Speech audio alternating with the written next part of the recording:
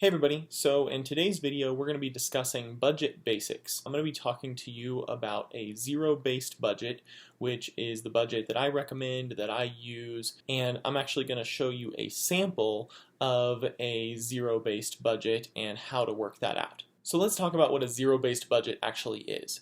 For a zero-based budget, you take your monthly income, subtract your expenses, and then the answer should be zero.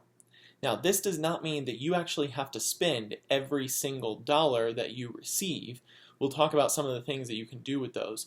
But what it means is you need to account for every single dollar that you receive and tell every dollar that you receive where it should go before you actually receive it for the month. This budget method does require that you're going to need to track all of your expenses frequently to make sure you stay on budget throughout the month.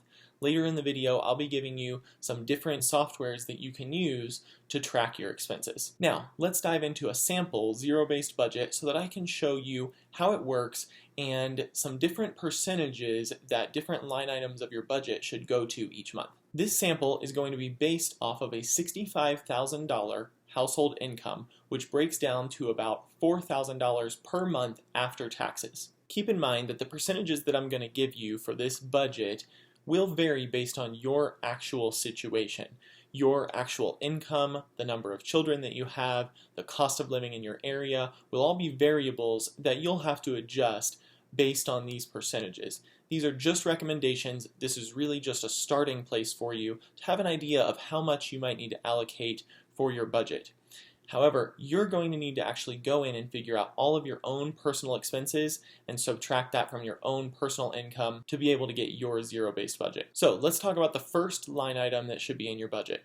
The first thing that should be in your budget is giving. You should have 10% of your income allocated towards giving straight off the top of your budget. And if you have it budgeted in, you'll have the freedom to give that money away each month, knowing that you can help others regardless of your situation. That's going to make you feel better. The next budget line item is going to be savings. Again, this will be a 10% budget line item. The next line item in your budget should be food. You should plan to allocate approximately 10 to 15% of your budget each month towards food. You can choose to keep this all as one lump sum item in your budget that your groceries and restaurants and everything comes out of. Personally, in our household, we choose to split this out between groceries, restaurants, and we have a separate line item for when we go to Costco or Sam's or some wholesale center like that, so that we have some money allocated for bulk groceries that we need to buy. If you've ever shopped at one of those wholesale centers, you know that that can be an easy budget buster each month. Having a little bit of money set aside specifically for those stores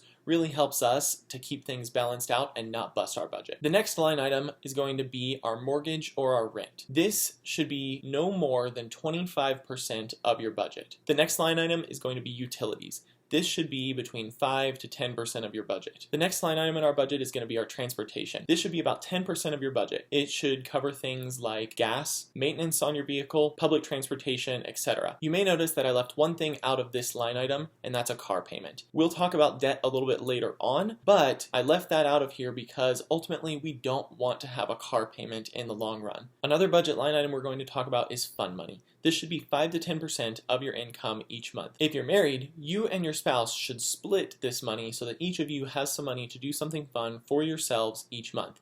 If you're single, great, you get all of this money for yourself. Next, let's talk about clothing.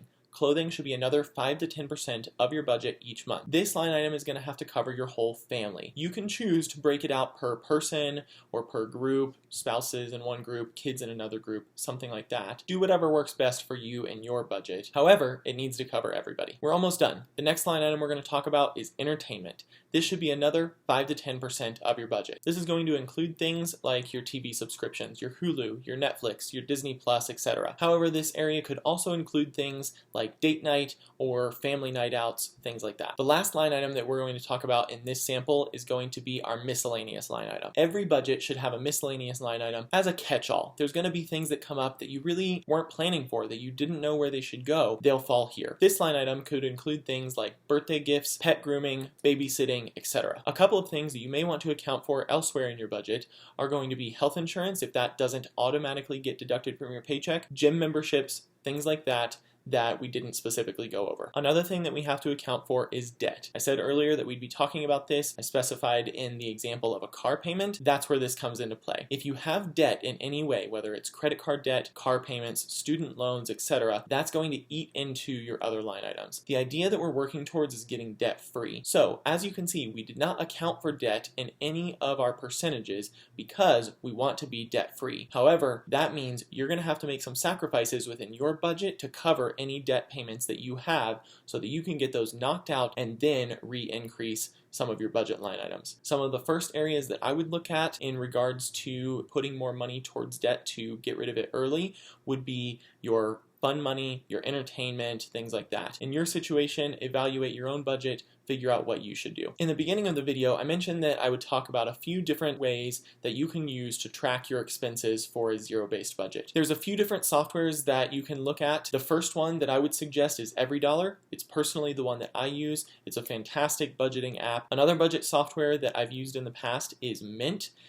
Check that out in your app store. They have a website version. You can look at that as well and see if it works for you. The last budgeting software that I'm going to talk about is Quicken. This is another software that you can check out, see if it works better for you. I've used it in the past. It's also a good software and it will help you track your expenses just like any of the others. Basically, these three softwares, you should be able to find something that works for you and that is customizable enough to fit your budget and your family and your situation. Regardless, find a system that works for you and just make your budget. And as always, if you need help with any of these areas, make sure that you reach out to me. My website will be linked in the description and you can set up a consultation with me and I'll be happy to help you with this moving forward. Thanks again for watching, everyone. Hope you enjoyed this video. Like, comment, subscribe, check out my website, and I'll see you guys next time.